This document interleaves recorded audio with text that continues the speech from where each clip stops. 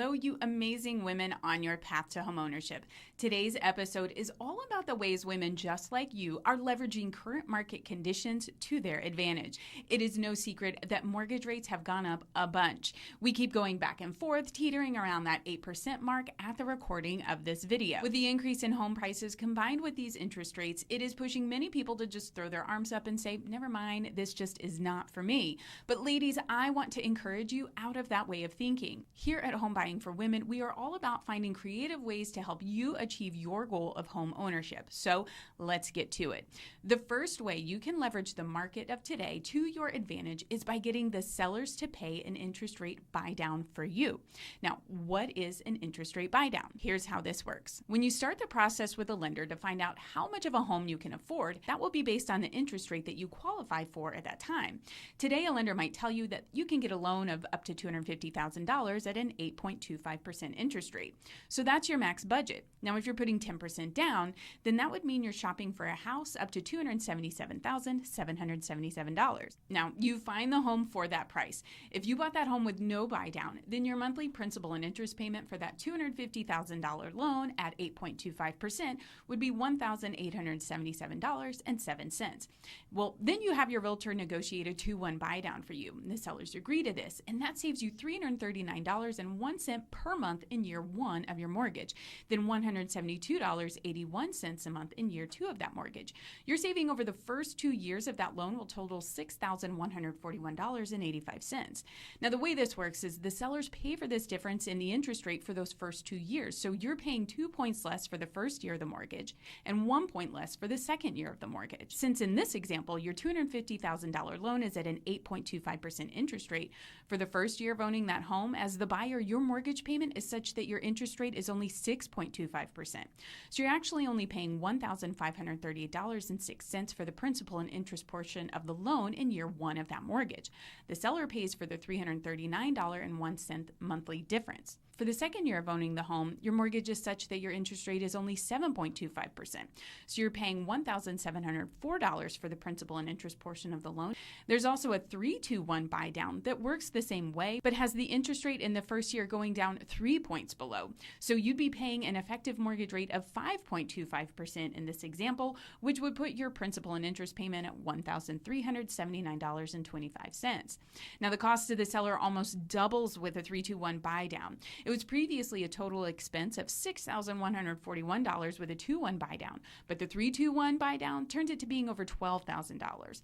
And before you can count on a 3-2-1 buy down, you will want to make sure that the lender will allow this much credit for your loan. So again, back to me reminding you to go into this with a great lender who knows how to do this. Now, here are some of the frequently asked questions with an interest rate buy down. Why would you buy down the interest rate? This is a great way to get into the home now at today's price and temporarily reduce your monthly cost of home ownership. It can help you free up cash to add to your savings or a contingency fund to further create a financial cushion for yourself, and you can refinance for lower rates if they go down. Now, how do I make sure the seller pays for this every month? Well, this is a huge benefit of this program. The seller pays for this subsidy in one lump sum at closing. So you don't have to go back to the seller to get this monthly payment or worry that the seller might miss a payment. This gets collected upfront at the time of closing. The funds are put into an escrow account and dispersed for you. The buy down is all administered for you behind the scenes, so you do not have to do anything but pay what is on your mortgage statement. Now, again, you will need to make sure you are working with a lender who can set this up, because there is special documentation that has to be set up and signed off on at closing to make sure the funds are allocated properly. So why can't you increase your budget if the sellers are willing to pay down your mortgage? Well, this buy down is temporary, and it will revert back to the original interest rate after the term if you don't refinance. So you still have to qualify for the loan today at that 8.25% interest rate. So just because your monthly debt burden will be temporarily lightened due to lower monthly payments, the lender wants to make sure you qualify at the original terms that were currently offered, so there aren't any surprises when the mortgage goes back to the full percentage to be due from you. Now, can you refinance a buy down loan if rates go down? Yes, and that's one of the beauties of this. If you refinance the loan during the term of the rate buy down, the seller credits that would have gone to the loan get refunded back to you. So you don't lose those credits, and you are not locked into the loan for the entire term. it is a win-win. Should you buy down your interest rate? Well, this isn't something that you would typically do for yourself since you're not actually saving any money by doing this on your own. Where this comes to your advantage is if you can get the seller to pay for this on your behalf, and sellers are willing to do it. In my local MLS, there are currently 740 listings that are offering some sort of rate buy down. That's before they've been even asked to provide it. Consider the fact that in September 2023 for my local MLS, sellers negotiated an average of 4.4% off their original asking price of the home to sell. The average sales price was a little over $450,000. So the math says that sellers are willing to negotiate a little over $20,000 off the sale of their home. That gives you enough for a 2-1 buy down and some extra money towards closing costs. So here's a quick recap. The pros and cons of buying down the interest rate. Pros, the seller pays for it up front. It's administered for you, so it's a set it and forget it system. It can help you pad your savings for the short term. Cons, it does not increase your shopping budget for a home since you still have to qualify at the higher interest rate. When the buy down expires, the new payments could come to you as a surprise. Not all lenders offer this, so be sure you're working with a lender who can facilitate a buy down, and we can connect you to one. All right, now you're an expert on mortgage rate buy downs. So on to the second way you can buy a home today at below market interest rates. And that is by buying new construction spec homes. Yes, you can get a really good deal right now on a brand new home. Builders are heavily incentivizing their spec homes right now. I'm recording this video towards the end of 2023, and Q4 tends to be a really good time for buying a builder spec home just in general. But this year, there are some additional advantages. First, like any other year, builders want to get things off the books before the end of the year. They do not like carrying liabilities over to the new year and prefer to close out any finished inventory ASAP. This year, there's a little more in it for buyers because builder confidence is back down for the third month in a row, according to the NAHB Wells Fargo Housing Market Index. Builders are highly reactionary, and now is the time to take advantage of their negative outlook and the end of year timing. A lot of builders are offering extremely reduced interest rates to lure buyers in, and it's working. The Mortgage Bankers Association is consistently reporting that new home purchase applications have had 8 consecutive months of annual gains. And at the same time, mortgage applications in general are seeing dramatic declines. I have seen builders give as much as 10% off the list price of a home to get it sold. So not only could you get a great price, but you could also use these credits a builder is willing to give you to buy down your interest rate. So you can get a double benefit by getting that lower price and a reduced interest rate. Now, be careful with this. Many of these rates are introductory, meaning they are going to change at some point during the term. Rarely are these permanent rate buy downs. So be sure to ask the builder's lender if it's permanent or temporary, and ask them to show you in the documentation where it says whether or not it's temporary or permanent. I promise you do not want any surprises in this. And finally, the third way buyers are able to get below market interest rates right now is by finding homes for sale that have an assumable mortgage. Right now, there are 105 homes listed on our MLS promoting an assumable rate. And that's just for the sellers who know that it's even a possibility. There are plenty who don't know. I'm actually in the process of selling my home right now, and I called my mortgage company to see if my loan is assumable.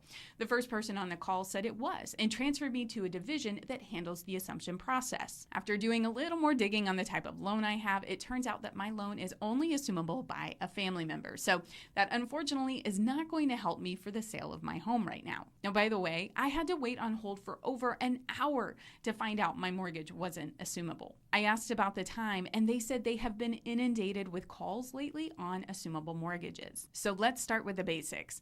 What is an assumable mortgage? An assumable mortgage is an existing mortgage that can be taken over by a buyer who then becomes responsible for the remaining mortgage payments.